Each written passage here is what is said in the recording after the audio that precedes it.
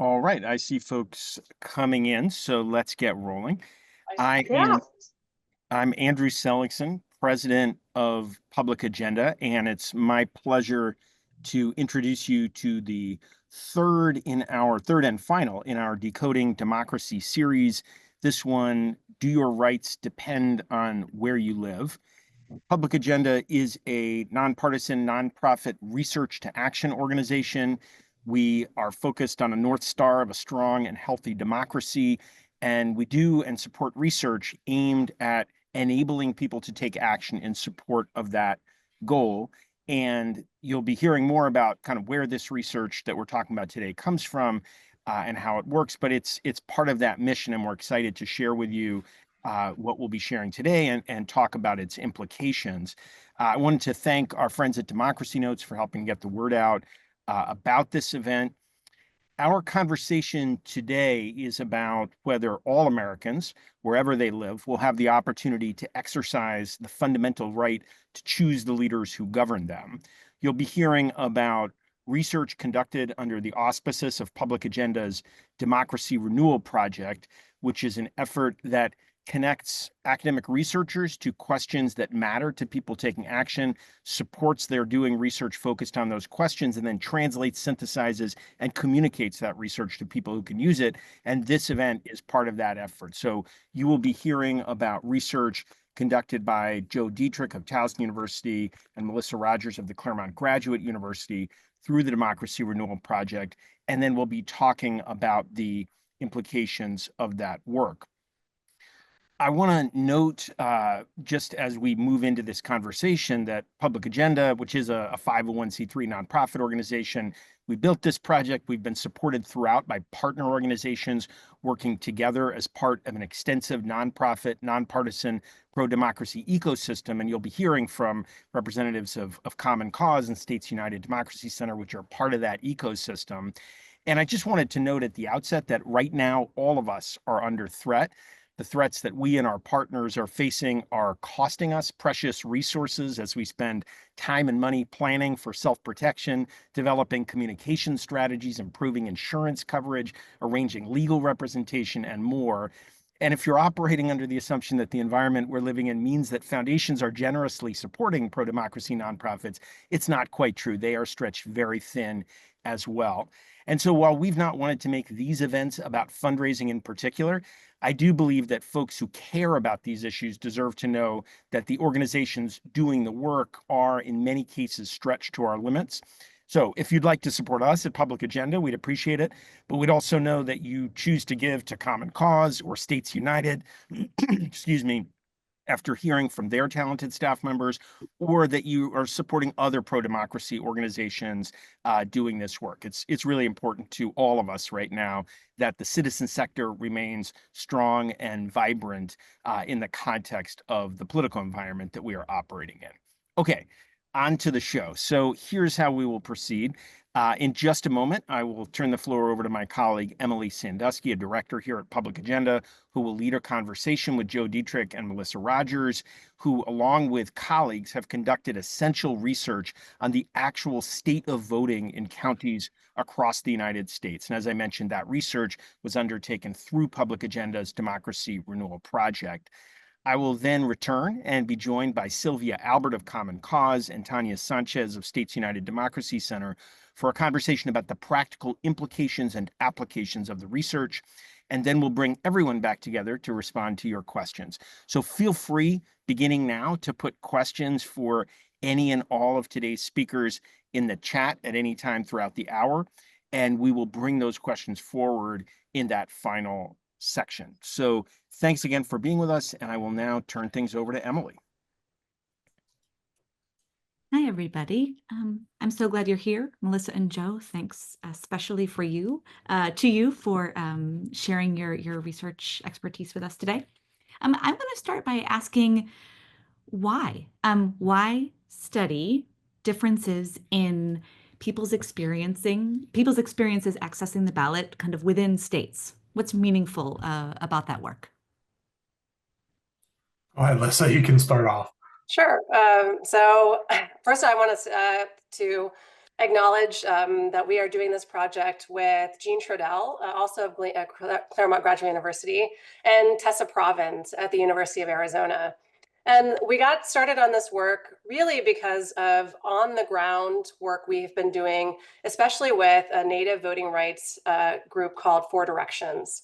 And with Four Directions, their goal is to advance voting equity for Native Americans throughout the country. And what they were finding is that while many states have very good laws that advance voting rights, what they found is that when in many parts of Indian country, right, so areas where native lands exist, they were finding that the rights of the states that are extended by the states were not seeming to come down to the level of the voter. So what many people may not know is that when you interact with the voting system, you as a citizen, it is done typically at the county level. It depends on the state, but it's done at the local level.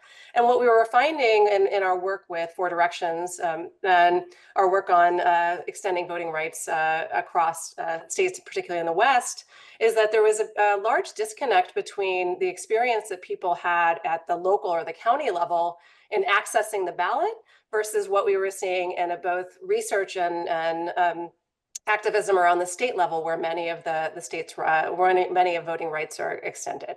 Joe, do you have anything to add? No, I think the takeaway here is that the context counts. It's the focus tends to be on states and what states are doing to change the laws, but really the application comes down to those counties and the people who sit in the local election offices, as Alyssa said. And there hasn't been a lot of research on what happens at that level, and that's where we decided to jump in. And what is it that you are measuring? So we know that you're looking at jurisdictions, often counties within states, but what can be different across those counties? What are you measuring? And maybe give us a little bit of a sense of how you're measuring it, how you're capturing that information. Well, what we're doing is we have up to 200, and if I remember correctly, 53 variables that we're looking for. And what we're doing is we're going county by county, every county in the country, 3177, if I remember right. Every county, we're going through and looking at their rules about registering to vote, accessing the ballot, how you can receive a ballot, their voting by mail laws, the people who occupy the offices, whether they've changed their polling places, basically every little facet and nuance that we can think of. And as we do the work, we discover that we can put into this measure and metric. And what we do is we give them a score. For some of the measures, it's an additive score where if they're doing more of the quote unquote right things, they get a better score. If they do fewer they get less of a score. Some of them are just by yes or no, one or two kind of things. But overall, we calculate that, we run an analysis on that, and we can determine what we call a MOVE score, a measurement of voting equity. And those are relative, since we're collecting the same variables in the same way across the country. You can then use that to compare the access to being able to vote in every county in the country. Within states, across state lines, you could theoretically have a top 10. It's easiest to vote in these counties, it's hardest to vote in those counties. And the idea with this is that then that can be used by groups who are interested in opening up voting, making it easier for to use it for action. We're providing the research, and other people can provide the advocacy. Yeah. And so how about a bit of texture around that? Imagine a state that's in the data that you've collected so far, and what might be the characteristics of a county within that state that has a high score that you would say this county is doing the things that make it easier for a wide range of different kinds of folks to vote in the different ways that people choose to vote. And here's a county that's getting a lower score. What things might be different across those two counties? I can take that if you want, Joe. So the way that we have thought about it all along, and really Jean Trudell was the sort of brain power behind the thoughts on this, is thinking about it from the perspective of all of us trying to go to both register and vote, right? So we know that voting is a multi-stage process where you have to register, then you have to cast the ballot, and thinking about all the steps you have to take, right? So how do I register? Is there information online to do that, right? Can I, when I'm sitting at the DMV, getting my license renewed, can I find information about that? Is there information on the radio telling me about how to register, where to cast my ballot? How easy is it? Is it readily accessible for me to find out where my polling place is? All of that sort of stuff. And what we do is we have mostly undergraduate research assistants try to find this from the perspective of the voter, right? So going through, looking for information online, calling around, seeing is it at the DMV, is it at social services offices, whatnot. And so to answer your question, the type of county we would see, is one that is providing a lot of very accessible information to voters. Right, you go on their website, you know exactly what to do, when to do it, right? You can say, for example, put in your address and it tells you, this is what you would need to do to cast a ballot. Here's your polling place. Oh, you also have the option to vote by mail. Here's how to get a ballot. Here's when you would need to return it. This is something where you have information in different languages for people who may not speak English as their first language, right? That they have done voter registration drives in recent years.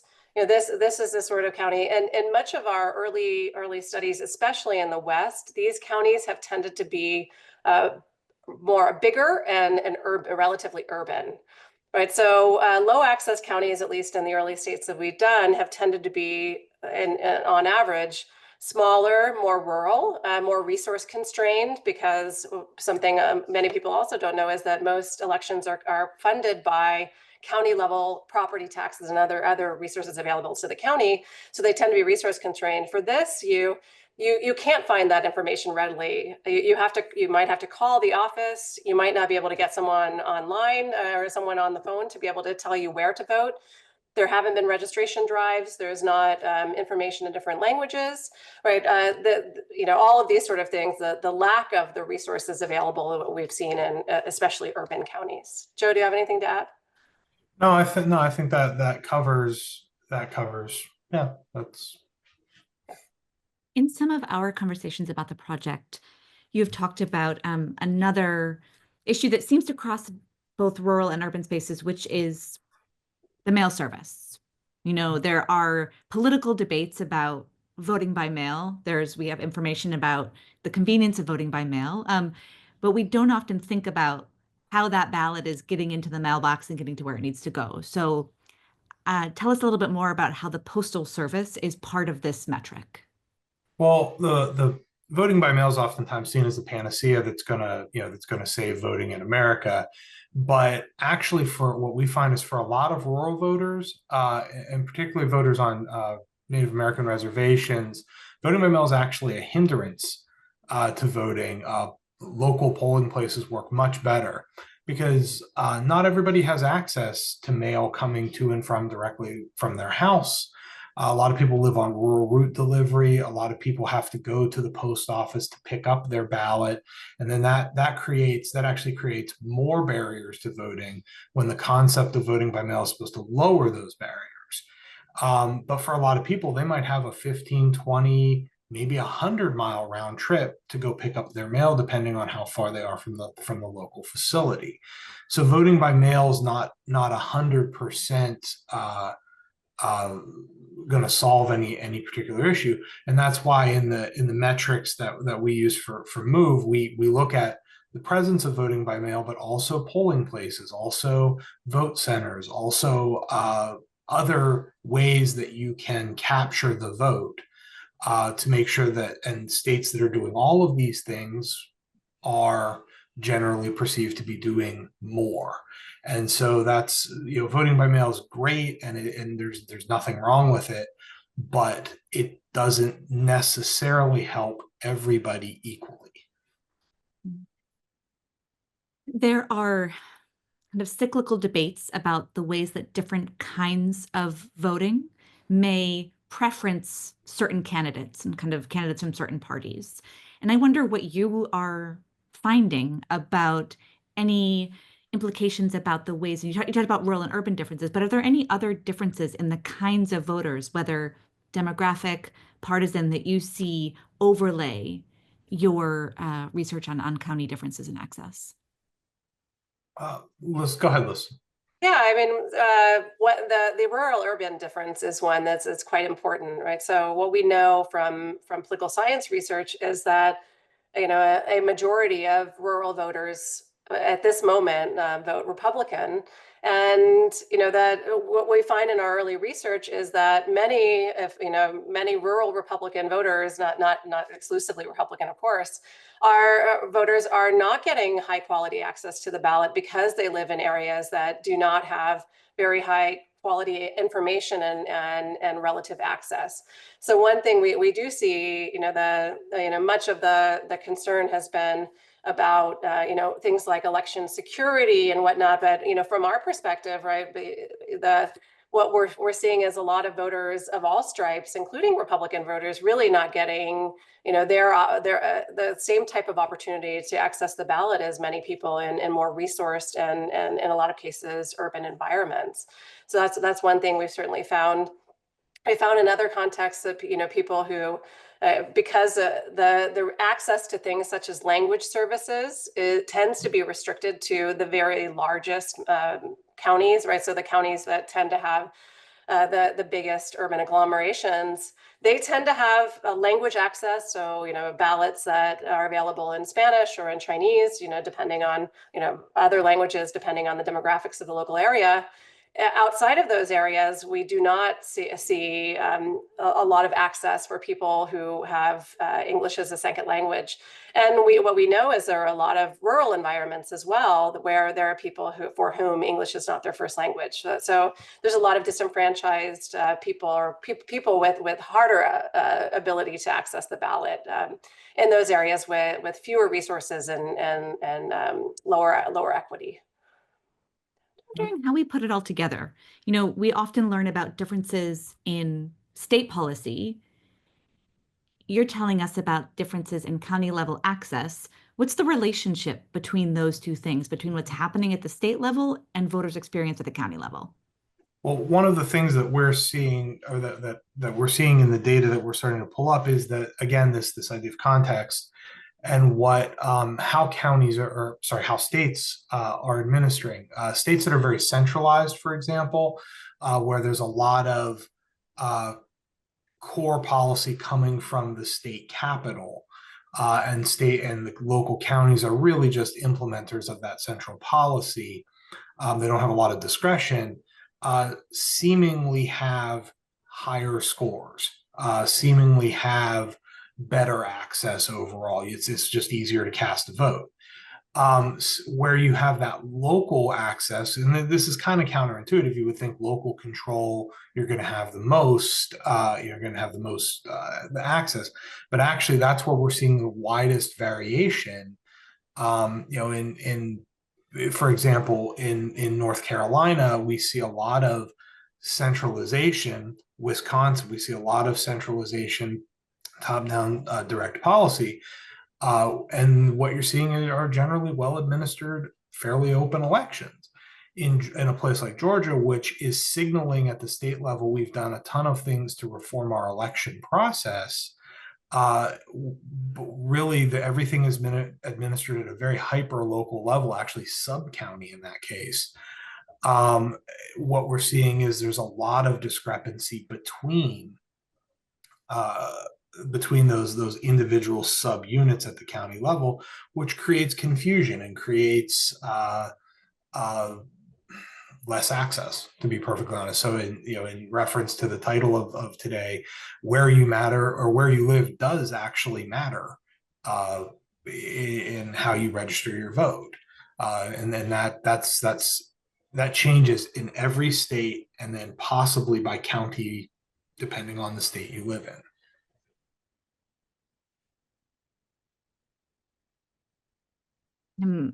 I always get a little bit nervous when the time is coming to an end and which question will we get in? But I want to dig in a little bit more to this centralization question. When you talk with the people who administer elections, folks at the county level, I am sure in many cases they're aware of the challenges to meeting the needs of the people that they serve. They're aware of their resource constraints. What do those folks who are on the ground know about these differences? What do you hear from them about the root of these differences, the ways that their office could do a better job? What do you hear about the folks who are making the decisions in this context of often resource scarcity? Well, by and large, most of the people that, and I think Lisa would agree with this, as with Jean and Tessa, most of the people we've met, the local election officials, by and large, are very nice, well-meaning, bureaucratic individuals who are just trying to get their job knocked out. They're not looking to create a revolution. They're looking to make sure that everybody, has access. That's their job. Not everybody. There have been several notable cases where local election officials are doing something nefarious, and those people have gone to jail. But by and large, this is a group of people who just want to do a good job. They just want to make sure that this works. And they're aware of the problems. They're aware of the constraints. They're aware of the rules that they have to operate under, and now in some cases the political environment that they're in. We've spoken to people who talk about now they used to have an open office, and now they have bulletproof glass in the office because the politics of all this has changed. That's a little disappointing, and that changes their approach to the job. But by and large, they're well-meaning people who just they're charged with this thing, and they want to make sure it happens as best as it can. Do you have anything to add to that, Lisa? No,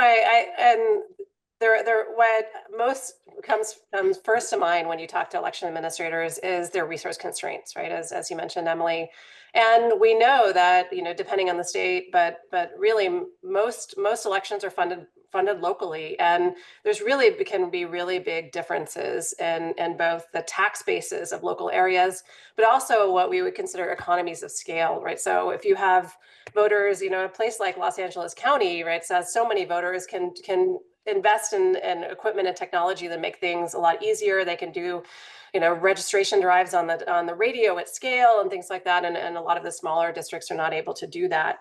And so some of those differences come out of those resources, and some come out of differences in who they see as their constituency, right? So if they see their constituency as the frequent voters, then they're more likely to target resources at serving, the people that they always see coming into the ballot box, rather than trying to improve access to all, including those who may not have had access to the ballot in the past. Right, and so they also, as Joe said, they've faced a lot of recent physical threat, right, coming from threats to voters. They also face just a deluge too of requests for information, and they often talk about FOIA requests that they receive that essentially is a denial of service attack to their own job. So they're facing really important things. But at the same time, what we're trying to capture too is that many of the things that we're trying to collect are kind of standard, and that should have pre-existed many of these changes that we've seen in the tenor of elections in recent years. And so some of it has just been about kind of the standard operating procedure that hasn't necessarily updated in all of the different districts, and given the high level of decentralization, it hasn't been uniformly applied. Melissa and Joe, thank you very much for sharing this information about your research. We look forward to seeing, as some of the folks in the chat mentioned, kind of seeing a way that the public can access this and use it for, for the action that you described. We're going to shift now to Andrew having a conversation with Sylvia and Tanya.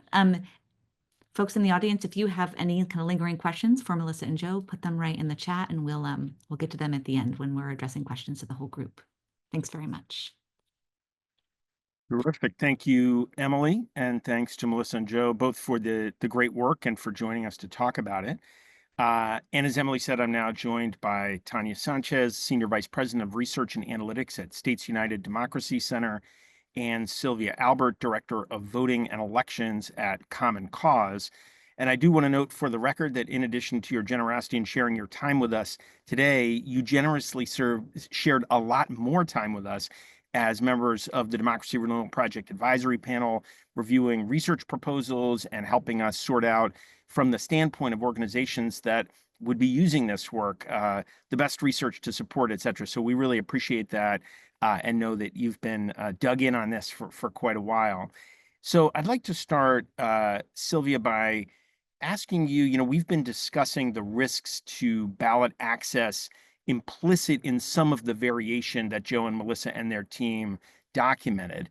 But if we take more of a glass half full approach to counties pushing against the grain, what might we learn from the positive outliers in states that are on the lower access side of the spectrum? Thanks so much for having me, first of all. I think when, as Joe and Melissa discussed, election officials are trying to do good for the most part. It is important, as Melissa noted, that it is who they consider their constituency. And so just like a jurisdiction in a state with more friendly laws can actually not necessarily provide access, jurisdictions in states that have more conservative laws can think outside the box. And I think the lesson there is that regardless of the law, it's really about policy implementation, right? There's no way that the law or even the regulation can dictate every single second of every single day, right? There's nothing in the law that says, most likely there's not going to be something in the law that says election official cannot keep their office open late because it's the last day of registration, or election official, cannot add more polling locations than the state law minimum, right? So I think, I think a lot of attention gets placed on the law, which obviously is very important, but implementation is really where the rubber meets the road. And I think, we've seen, and I'm sure Tanya can speak to it as well, we've seen a lot of efforts to pass great laws. Groups will come into states, they'll pass great laws, and they'll say, okay, well, our work is done. Bye.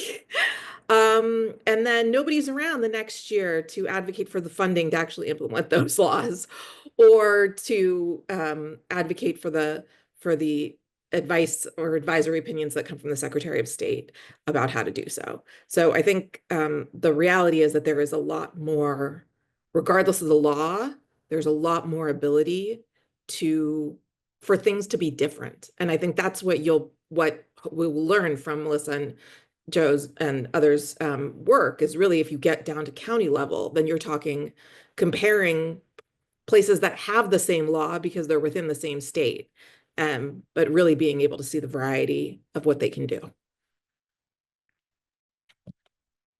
Tanya, we, started the Democracy Renewal Project with a question about how we could maximize both access to elections and also trust in elections, because we think of both as essential building blocks of a healthy democracy or components of a healthy democracy. And obviously, while all the work on elections, et cetera, is happening, we also have an information environment that has been changing dramatically over the last several years and has become connected to the way people understand or misunderstand elections, et cetera. And I'm wondering if you could just reflect a little bit on the relationship between the variation that Joe and Melissa document, the degree of variation at the county level, as well as differences across states, how that relates to the information environment in the context of kind of efforts to build trust and trustworthiness simultaneously. there's a lot in that question, but Yes.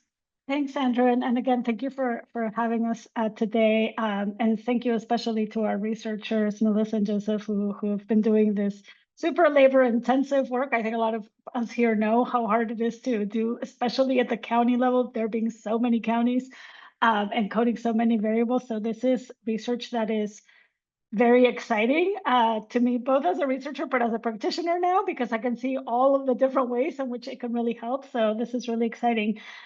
And I think, to your point, Andrew, you know, a lot of what voters hear is they're hearing a lot from national outlets or from TikTok or Instagram or wherever they get their news. And sometimes because of this budget constraints and other ways, they're not necessarily hearing from the county officials.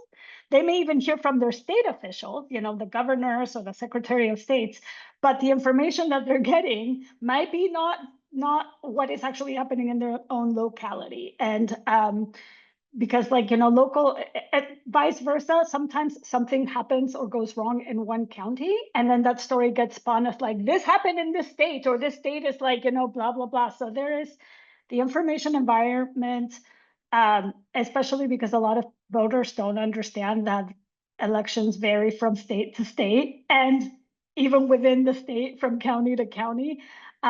So I think it adds to the confusion of voters understanding, and they often get a lot of wrong information. I think that's why Melissa and Joe's and all their research is really important, of put yourself in the position of the voter. You go out there and trying to find out the information and see how hard it is to get like your actual correct information, because there's a lot of, it's not just even like that there's not maybe information in the county website, which those websites significantly vary in quality or quantity, or even being able to find it. Like sometimes when you Google it, it does not show up in the first page of your county, like what that website is, because Google is showing you all these other websites of people who are paying for their results to show up first. And so a voter is likely to go to a state website or a national website or an NGO website before it gets to the actual local official website and get the accurate you know, information. So I think that makes it even more complicated.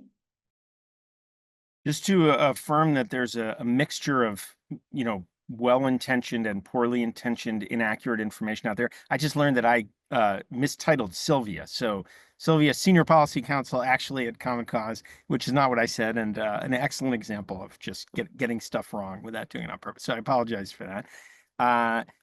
Sylvia, the you know, I think as we've been discussing in various ways, it's obvious to anybody who knows anything about the United States that people live in very, very different circumstances that are relevant to how you might most want to vote, how it would be easiest for you to vote, what would make sense for localities, et cetera, to set up systems.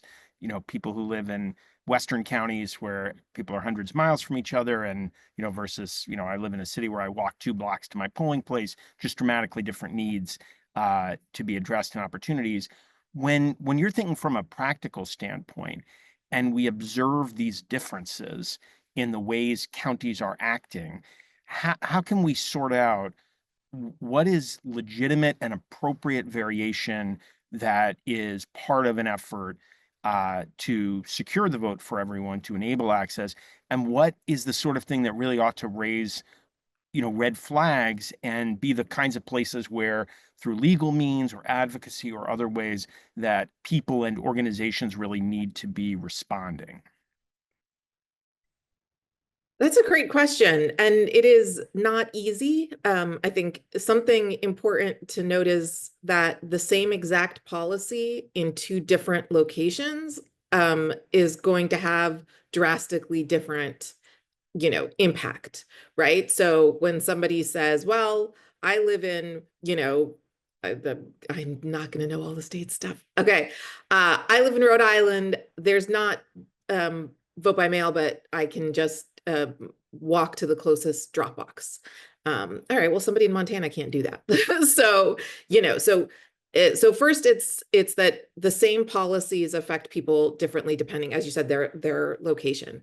What I think is that there should be there's a floor. There's a floor that you cannot go below. And that's basically what our laws are. I would just argue that the floor needs to be higher than it currently is, right? I think also, it is so important to have the data. And that is something that has often been lacking. That's why it's so important that the work that Public Agenda is supporting and the researchers out there are actually able to find out the answers. Because at the end of the day, if you can't show a court that this policy is affecting people differently, then there's nothing that they can do about it. So I think it's so important to have the data to actually be able to, find those variations and identify when, yes, actually this is a problem and not just business as usual. Tanya, I wanted to go back to a point that several people have raised about just the changes in the level of hostility that poll workers, election officials, et cetera, are operating under. And I'm wondering, when people talk about election security, they frequently mean making sure there isn't fraud in elections. And again, we know there's lots of empirical research indicating fraud in elections is extremely rare and essentially never at large scale that we know about in the context of the United States. But we do have this other kind of set of threats, sort of emergent threats to the security of elections, the people executing them, the people seeking to vote.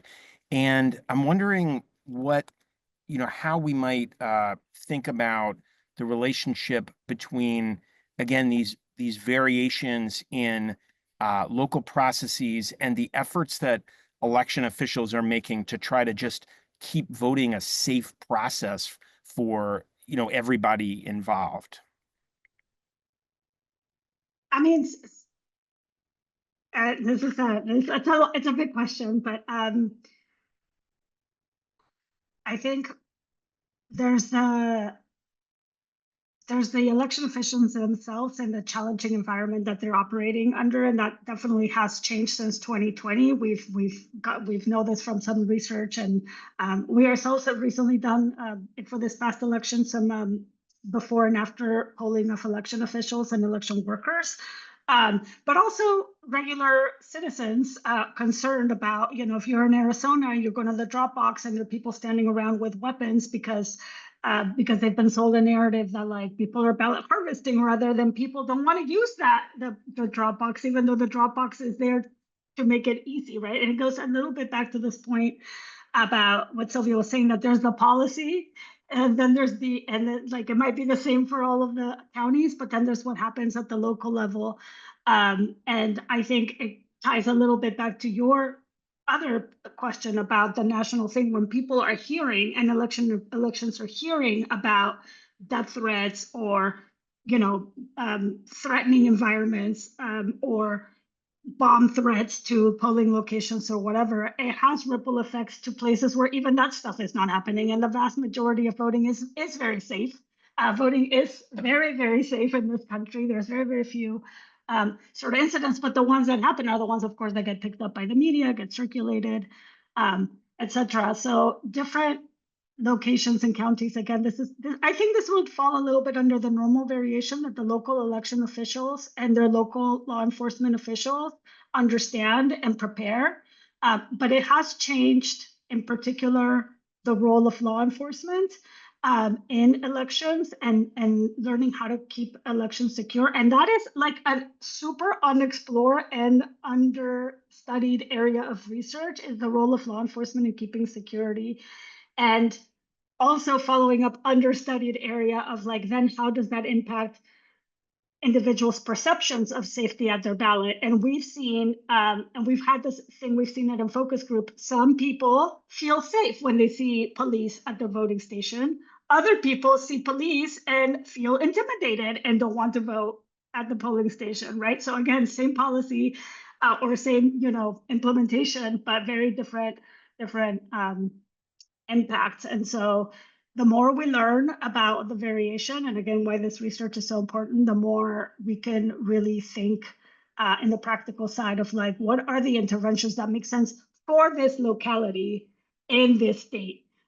which is not going to be, it's not a cookie cutter solution. Mail by voting is not going to be the solution to all of the things, or drop boxes is not going to be the solution for all those things. So you really need to get down to into the weeds. And again, at the county level, not really, even the state level is not sufficient.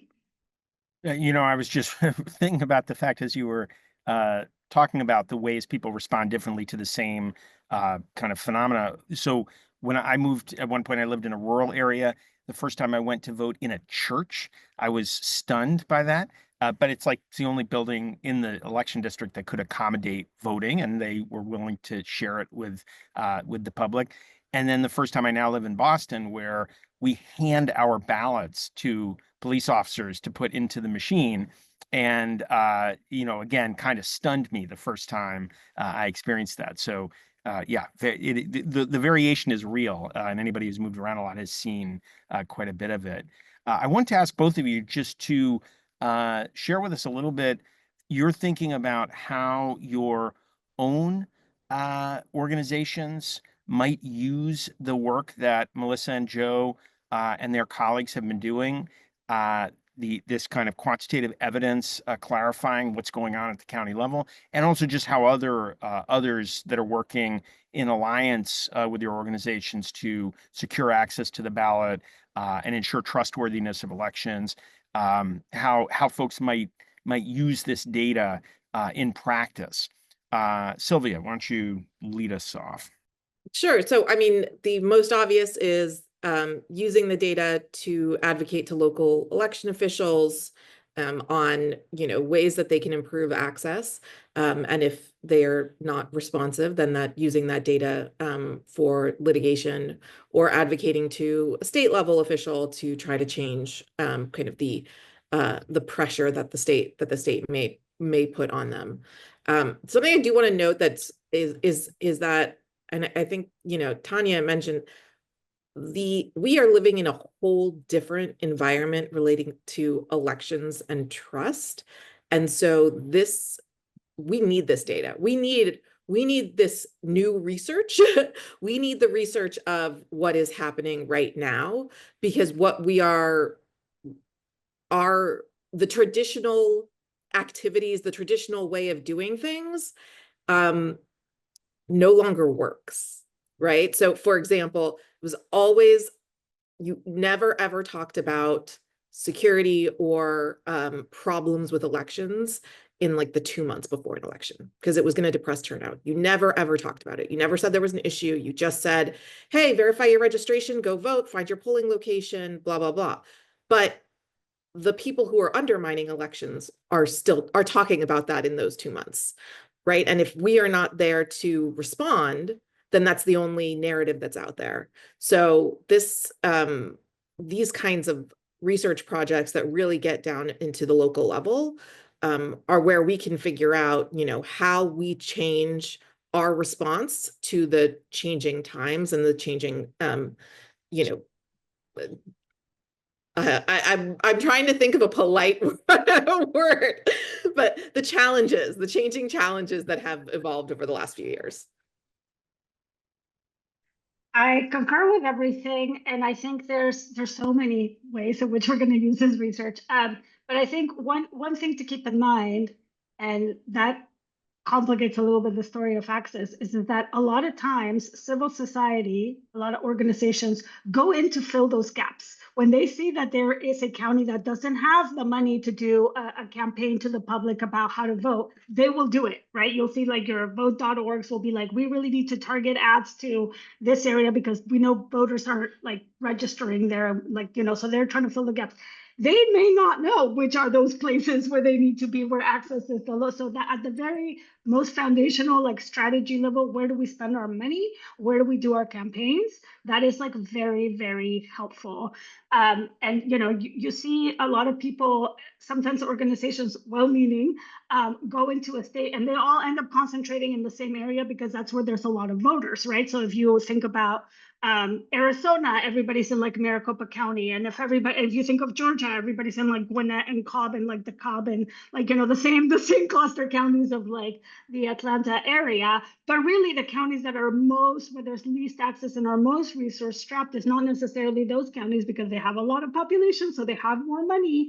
You maybe be needing to go to, Navajo County and, Cochise County or like, so like all these other counties. And also some of those counties, most of them are like have people who are trying to do their job and well, some of them are not. Sometimes you do have some bad actors in those positions. And so then like we need to be like focused in on where the officials themselves are trying to, restrict access or leverage their discretion to make voter harder, right? And so civil society is always picking up the slack. So if we know in Pennsylvania, there's ballot curing, people are allowed to, some counties notify the voter, hey, your ballot was like wrong, so you can come in and cure it. Some counties don't tell the voters. And so then civil society runs in to like find the voters and tell them like, you need to go fix your ballot. We're not able to do that if we don't know where the problem areas are. And so this research is invaluable for anybody, any organization doing any kind of voter work out there to really be able to refine their strategy and their resources, to not just go to the same places we all go to, but to really think about where the need is the most. I appreciate those reflections. And as I invite Emily and Melissa and Joe back into the conversation, I will just kind of editorialize once again on the theme I was mentioning at the beginning of our conversation, just that the threats to these organizations, which have been kind of filling in the gaps for the way that public systems are not succeeding. These threats are real, they're present, they're happening right around us right now. And we run the risk as we head into 2026 and 2028 of not really being able to execute fair and free elections. And as we've been talking about, including ways that affect people of all sorts of political ideologies and partisan identities living in very different kinds of places around the country. So just kind of noting that that's got to be a piece of this conversation. All right, well, Emily has been collecting questions that have been shared in the chat. And so I will invite you, Emily, to lead us off.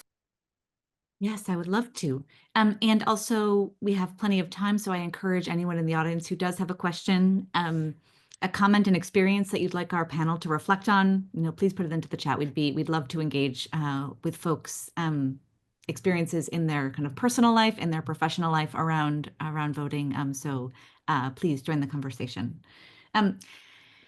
So there's a question from the audience that Melissa and Joe answered kind of the nuts and bolts of, but I want to dig into it a little bit more. So a question about whether or not this data is capturing changes in time across counties. And so Melissa and Joe, you said that right now you're setting up a system to collect those changes, think about how this research could persist. But this is your first go. You're moving at an incredible clip through multiple states, multiple counties, thousands upon thousands of voters. But I'm wondering about changes to access. How should we think about the changes at the state level, at the county level? What kind of changes might make the most disruption in people's access? And maybe Sylvia and Tanya, if you were saying, because of constraints, we can't measure changes in everything. What are the kind of top things that we really should be thinking about how they're changing at the county level?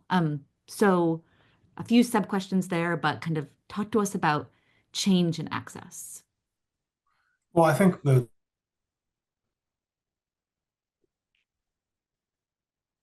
Oh, Joe, I don't think we can hear you. So maybe we'll have someone else kind of sub in, and then Joe, you can come back. Your sound is all figured out. Nope. I can speak to at least a few of the points. So as Joe alluded to, Tanya alluded to, I think many in the audience also understand, is that the initial data collection effort has been Herculean. It is really hard to understate how, first of all, not just the scope of the number of counties, right, but each county, and the level of decentralization is such that each county is its own case, right, of how we have to collect the data. And some states differ on this, right? So I know, for example, North Carolina has quite a centralized election information repository, and for that, trying to get information over time, we can just sort of scrape, if you will, right, scrape and organize how North Carolina's changes, and they have everything in one central spot. We started by collecting Arizona and Nevada, and for the collection exercise in many of the rural counties in both of these states, this was about calling up the registrar of voters, right, and getting them on the phone and being like, well, we're going to send you, a map of, a hand-drawn map of where we're going to put these boxes this time, right? And so we're trying to figure things out as we go, and trying to standardize procedures as much as possible, given the tremendous heterogeneity that we see, not just in the way that elections are administered and votes are counted, but the way that our data are collected and stored and available to us. So over time, we're gonna, I think, have to, the states like North Carolina, we can kind of churn out in really standardized ways, but we're gonna have to get good procedures to deal with the not having to call. I think Joe always calls her Brenda, the person answering the phones at any particular election offices around the country to try to get at these answers. So what we're really trying to do is think through how to build that infrastructure, because we agree that the overtime variation is really important. Joe, did your voice come back? I'm not sure if my mic has come You're back. back. There we go. All right, thank you. No, I think Lissa hits it on the head. Is that it's yeah. I don't know if I have much more to say beyond that. Sylvia and Tanya, what's your take on the kinds of changes that might cause changes that are more access, more resources are wonderful, but what are the kinds of changes that might disrupt access? What are the kind of changes that we flag? I mean, I think there are the obvious ones, right? There is the closing polling locations, closing drop boxes, changing hours, all of those types of things. But I actually think, something that, practitioners know, but what doesn't get lots of press are all of the things before that. If you register and there was something wrong with your form, do they reach out to you and fix it, or is it just tossed? To Tanya's point about Pennsylvania, I love Pennsylvania, 67 counties. 67 counties in my home state. 67 counties where the Secretary of State does not really have control over them. There's like very few things that they actually have to listen to the Secretary of State about. So if there is a problem with your ballot, are you allowed to cure it? Are you even allowed to know that it needs to be cured? If you in fact do cure your ballot and the state and the county decides not to count it anyway, the ACLU has to sue. And then there's a lawsuit around 5 ballots, right? So all of I think the steps to accommodate the fact that nothing is perfect make a huge difference, but maybe don't get the same type of press, right? Something just totally random. In Georgia, they've said that you cannot vote a provisional ballot before 5 p.m. because they want you to go to your actual polling location, as opposed to voting a provisional if you're at the wrong location. But there was no guidance about if you're voting a provisional for another reason, right? There's just like these little things just sort of add up, and it's those little things that become the gigantic barriers and really block access. There's 2 questions from the audience, one general and one specific. I'm going to start with the specific one, which is, have in your research, Joe and Melissa, or in your knowledge, Tanya and Sylvia, any kind of counties that require community members to serve as poll workers, kind of in a jury duty, civic obligation style, and any relationship between that requirement and other indicators of high access in those states? I don't know of a county that requires service like that, jury duty style. Mostly what we find is that they don't have enough poll workers, not enough people volunteer. They have and then they have limited resources to train the people who do. There's that tends to be the biggest issue. I'm curious now. I saw the question. I'm curious about it. I will dive into, but I haven't bumped into one of the states we've collected yet where they have that requirement. It's an interesting idea. I can jump in just to add that there is a county in Nebraska that does it. Okay. And they love to talk about it. And how they've set it up in a system so that, it's not like it's basically jury duty. So, you've got a couple excuses and it's for multiple years. So it'll be for like a 4-year cycle. And so for every election, there will be a third of the people will have been there an election before, a third will be 2 elections, and a third will be their first election. So that you always have, kind of institutional knowledge that's being passed down. Interesting. Yeah, I believe it's a county in Nebraska, and now I'm going to go searching and see if I can find it. And they love to talk about it, and it's a really great idea. I think this goes to everything, it's a struggle to get people to jury duty. So Yeah. I'm not sure how successful it would be. I think it's a relatively small county and kind of more community oriented. But this, in our final, just maybe 1 minute, Joe and Melissa, or maybe 30 seconds for all 4 of you. There was a question from the audience about your kind of big next research questions that have emerged from this work. What do you want to do next with what you found? Well, I would like to get it disseminated out into people who can operationalize it and turn it into action. We're still collecting. We have at least another year's worth of collecting to do to get every state every county and covered. Unless I suddenly get a gigantic influx and can hire a mass team, an army of researchers. But I would like to get what we have, and we've tried to target places where we kind of figure there's going to be the most issue. There's swing states, there are states with high Native American populations, things like that, to get them into the mix quickly so that people can then take this work and use it out in the field. And we've talked to organizations like 4 Directions, a few others who see a utility in what we're doing, and that's nice to hear and keeps us kind of going.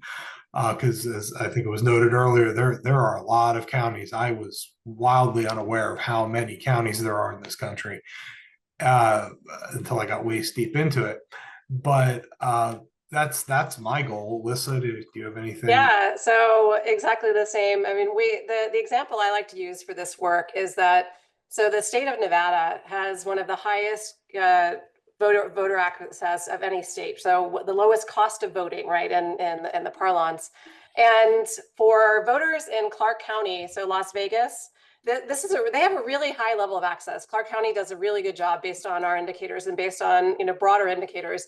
But if you're in Elko County, Nevada, and until the research like ours got into the hands of people who were able to go, essentially sue the state of the county of Elko, because voters on the Duck Valley reservation had to drive 100 miles one way to cast a ballot. Right. And so we want this information to get into the hands of people so they understand this variation exists within states, and also understand what are the specific barriers that people are facing, so that, both practitioners, right, like Tanya and Sylvia can, and their organizations can get out there, as well as the people that are going to try to change things, right, in courts and other places. So that's kind of where we see our next thing, as well as 1 million articles, which we hope to publish. You're muted, Emily. Well, I was saying thank you all very much. And I will echo that sentiment. Thanks to Melissa and Joe and your colleagues for the extraordinary work that obviously it's easy to see the value of, and to Tanya and Sylvia for both supporting this process from the beginning and being part of our conversation today, and for the important work you do more generally. We at Public Agenda will be continuing to share this work in various ways, and we'll also be bringing you products of other of our projects in the next several months. So we really appreciate everybody's joining, and we look forward to being able to build on this important research to help people use this data to answer other kinds of questions about drivers of the variation we see, et cetera. So lots more questions to answer and work to be done. Appreciate your participation and look forward to seeing you again soon.